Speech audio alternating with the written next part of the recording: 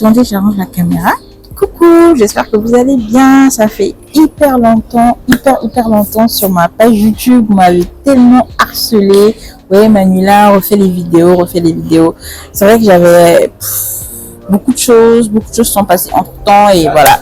L'inspi aussi, vous voyez un peu. En tout cas, je suis de retour pour l'instant avec cette vidéo qui est sans filtre, sans beaucoup de choses.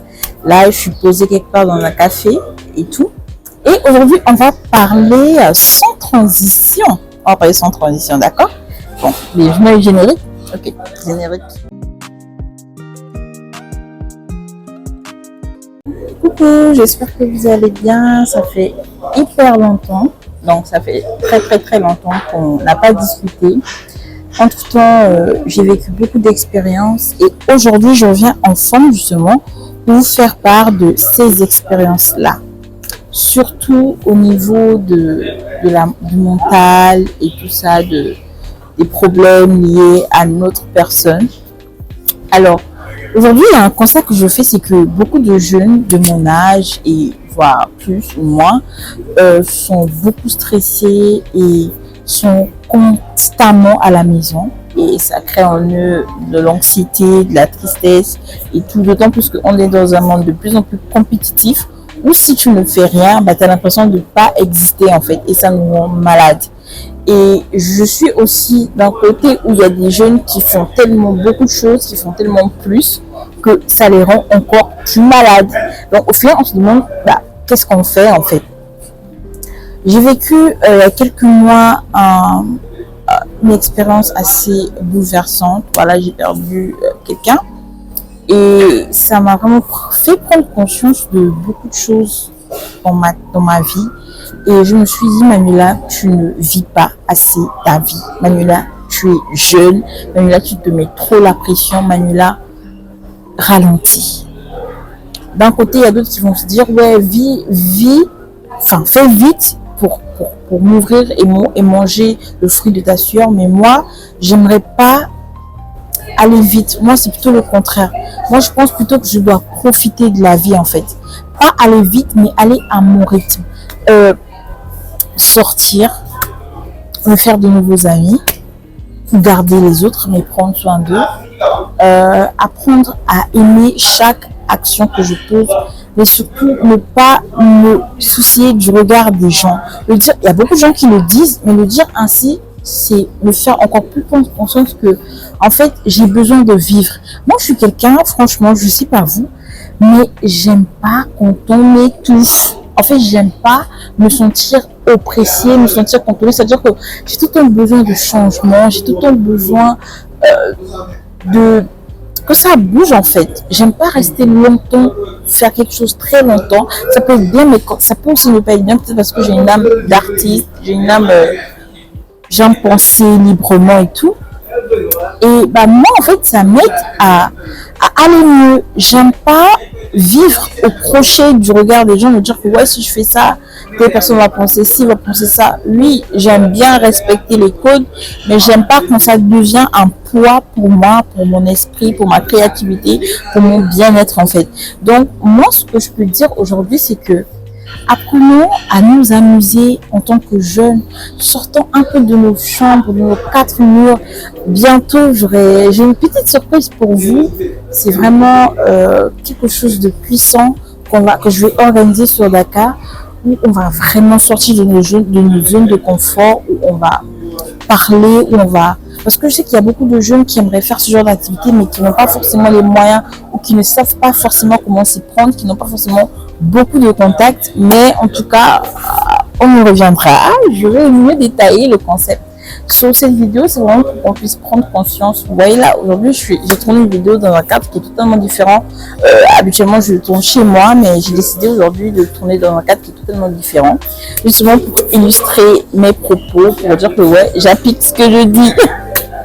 Bon, en tout cas, moi, je suis du côté de Dakar. À Dakar, il y a tellement de spots intéressants où tu peux venir te poser, bosser. Là, je bossais, j'ai pris mon carnet pour bosser, pour noter mes tips. Enfin, pas mes tips, mais mes objectifs de l'année. Je ne sais pas si vous faites, vous, mais c'est vraiment quelque chose que je vous encourage à faire.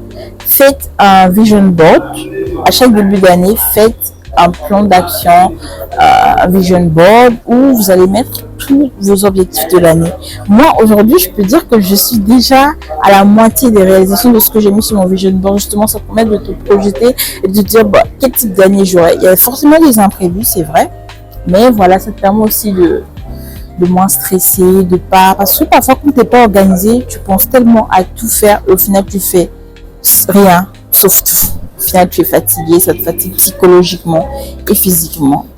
Donc, voilà un peu ce que moi, je peux dire par rapport à mon grand retour cette année. C'est juste une petite vidéo de retour.